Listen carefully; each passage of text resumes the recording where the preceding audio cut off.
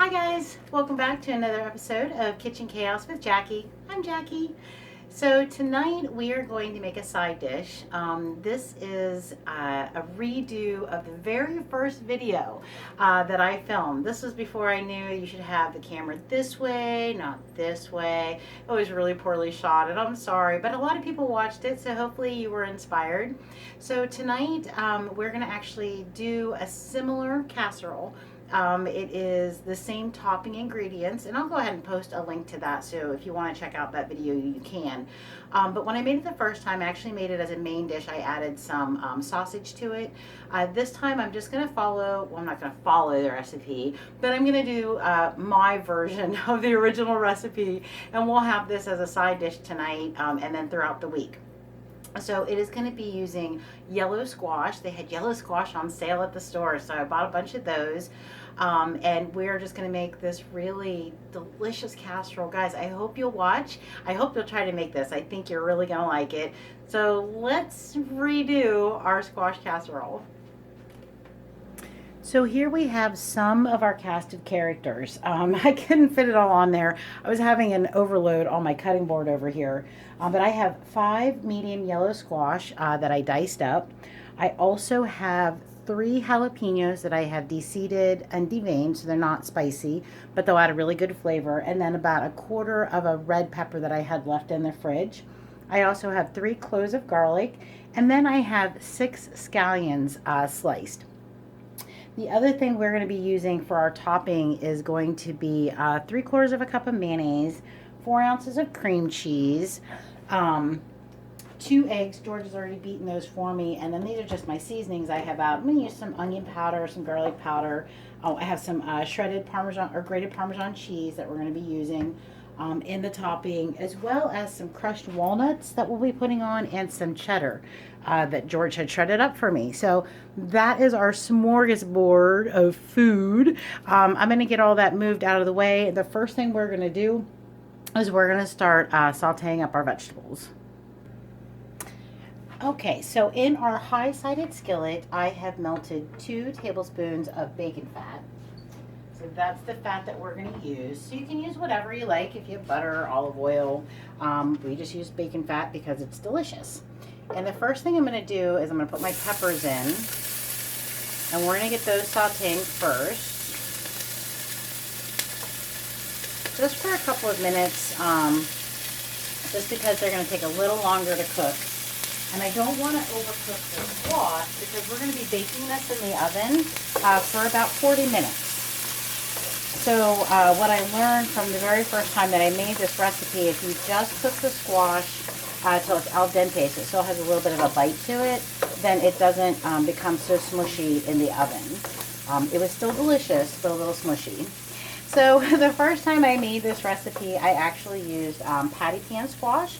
It was something a friend of ours had given us out of their garden, and I wanted to use it, so I just kind of was popping around looking at recipes, so that's what we did.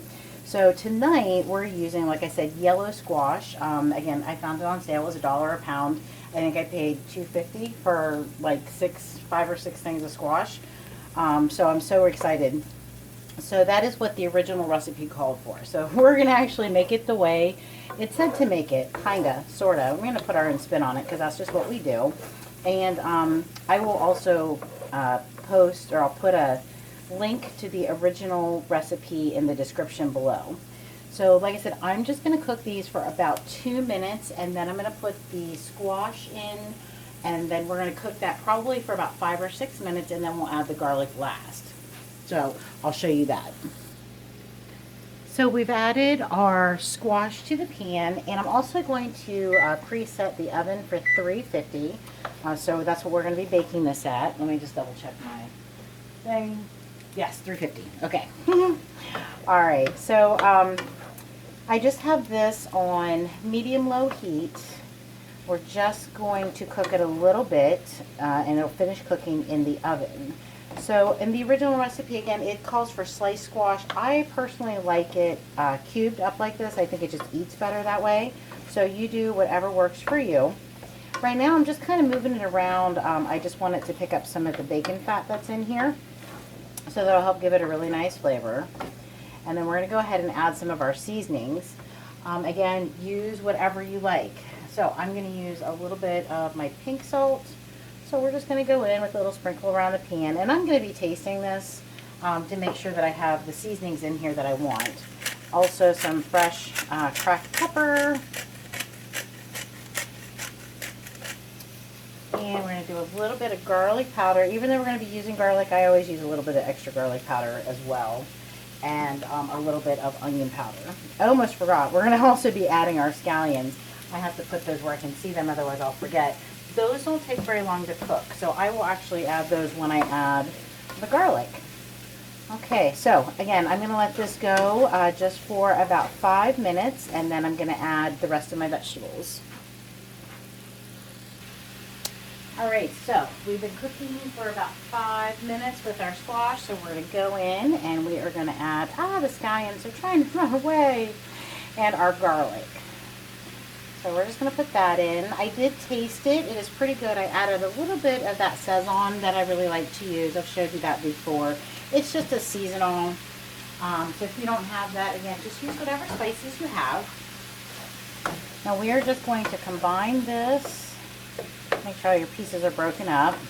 I'm going to let it cook just for another minute, and then I'm going to be letting it cool, and we'll put it into our casserole dish. The next part we're going to do while we are letting this cool is we're going to make the topping, and that is the most delicious part. Oh my goodness. So the reason, the other reason that I wanted to do this was not only because I wanted to redo that initial video because it was shot so bad, was somebody new had visited my channel and had commented on it. And I'd almost forgotten about this recipe. So I went back and I watched it and I went, oh my goodness, that looks so good. I want to make it again. Then I went to the store, squash was on sale, and there you go. So now we're making it for dinner. That's how my brain works. All right, guys, so we're just going to do that. I'm going to go ahead and turn the heat off on this. And then I'm going to get all of the ingredients for the topping together. Smells so good. Ta-da! Okay, so now we're going to start on our topping, which is what we're going to pour over our squash casserole. So in my bowl, I have 4 ounces of cream cheese that I have softened in the microwave for about 30 seconds. So just be careful. Make sure you put a little something over top of it because it will scorch out at you. So that was one of the things I forgot to do because I was so busy with my filming that I didn't soften the mayonnaise, or I didn't soften the cream cheese. So you can see, I don't know if you can see, it has almost the consistency of mayonnaise. It just makes it so much nicer to incorporate. The other thing we have is 3/4 of a cup of mayonnaise. So I'm just going to pop that in there and give that a little mix to combine. Okay, and then over here we have 2 eggs that George beat up for me. He did a good job. So we're going to pop that in there.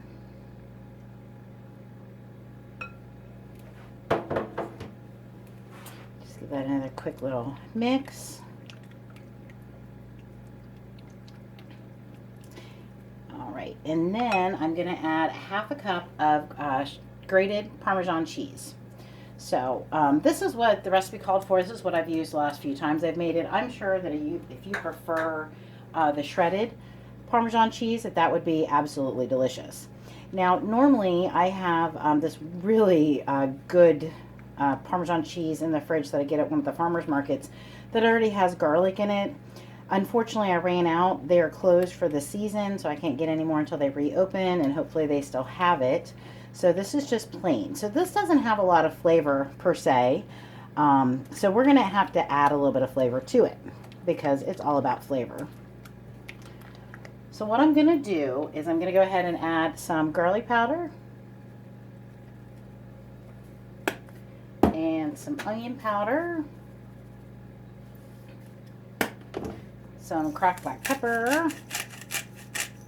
I'm not going to add any salt to it just because the Parmesan cheese is already salty, and so is the mayonnaise, so I'm not going to add any of that. And then I'm just going to add a little pinch of my Szechuan. And we're just going to give that another stir. Now, if you watch that first video, you'll notice quite a difference in the consistency because I actually remembered to melt down my cream cheese. Oh, oven's ready. All right, so this is just going to make it really nice and pourable over our squash. All right, I know. Now, I'm going to just taste a little bit. Don't be scared. I know it has some raw egg in it. I don't think this is going to kill me. I could be wrong. Okay, that tastes really good. Oh, that Parmesan is really nice. That's a different one. But it was on sale, of course, so I bought it. All right, guys, so we're going to start to assemble this monstrosity. Are you ready for this? All right. So the first thing I have is my smaller baking dish. I'm hoping it will fit in here.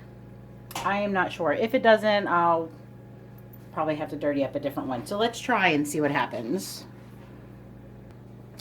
All right, we're going to see if this is going to work for us. So I sprayed this pan with a little bit of cooking spray. So it's the coconut oil cooking spray that I use. And we are just trying to see if our squash is going to fit in here. And actually, I think it will. So we're going to fill this up, and then I'm going to pour the egg mixture on top. Look how beautiful and colorful that is. I'm so excited. I just tasted another piece of it. So it really has a nice little bite to it yet, and that's what you want, again, because it's going to continue to cook in the oven. So now we're just going to pour over our egg and cheese and mayonnaise mixture over top. And then what I'm going to do is I'm actually going to top this with some cheddar cheese. This is where I also vary from the original recipe. Because it's not a low carb recipe, I made it into one. So I'm going to pour the rest of this over top, cover it with cheddar. We're going to put it into the oven, and it's going to go in for about 30 to 40 minutes. We'll check it after 30 and see how it is. I'll let you see what it looks like real quick before I pop it in there. Just a quick look-see. So this is what it looks like with the topping on it. I've covered the top of that, and then like I said, we're going to go in with some shredded cheese. This is just some shredded mild, and I think there was some sharp cheddar in there as well. And this just adds a little bit of extra something, because you can never have too much cheese. We're going to let this actually, and I forgot, and this is why I wrote it down the last time. I know, can you believe I actually wrote it down? We are going to let this bake for 30 minutes, and then I'm going to take it out, and then I'm actually going to put some crushed walnuts on top of it just to give it a little extra crunch.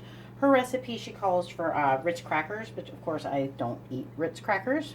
And if you're watching my channel, you probably don't either, although you might. So that's what we're going to do to add a little bit of extra crunch to our casserole.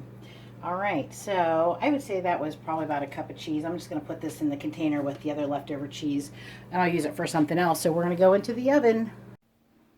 Okay, so our casserole has come out. I have to say it overflowed just a tiny little bit, like a little bit of the juice came out and dropped on the bottom of my stove. So that's why I have it on the baking sheet. So just be careful of that. So what I did while you were gone is I took some walnuts and I put them in a baggie, and I just crushed them up with my cleaver. No, not a cleaver. I don't know. My thing. I beat the crap out of them. That's my mallet. Yeah, that's it. Thanks, baby. Okay, so I beat the crap out of them with the mallet. I made the dogs bark. They thought somebody was at the door. So I am just sprinkling these on top, and I'm going to put it back into the oven for 5 to 10 minutes. I want to be careful I don't burn the nuts.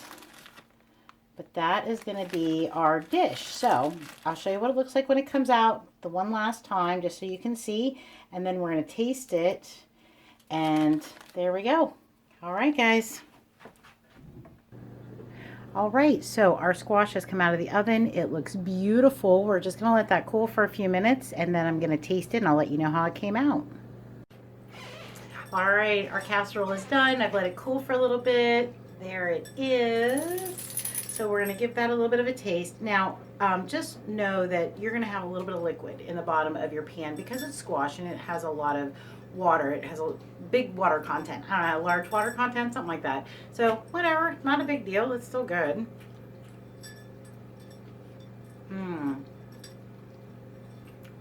That's really tasty. All right, guys, so we're going to get the rest of dinner together. I hope you'll try this. It's really delicious. I think you're going to like it. You could do this with zucchini. You could do it with any kind of squash. Like I said, I did it with patty pan squash, and then this one was a yellow squash. All right, so St. Patrick's Day is coming up. I don't know if I'm going to be doing anything special for that Probably not, because I think it's on the middle of the week and I probably won't be able to make anything, but I do have Let the Shenanigans Begin. So we're getting ready. You guys have a great day. Thanks for watching. Please subscribe to my channel. Let your friends know. Talk to your family. I don't know. Tell them to come check me out. All right, guys. Thank you so much. Please leave any comments below, and I'll be more than happy to get back with you. Thanks, and have a great day.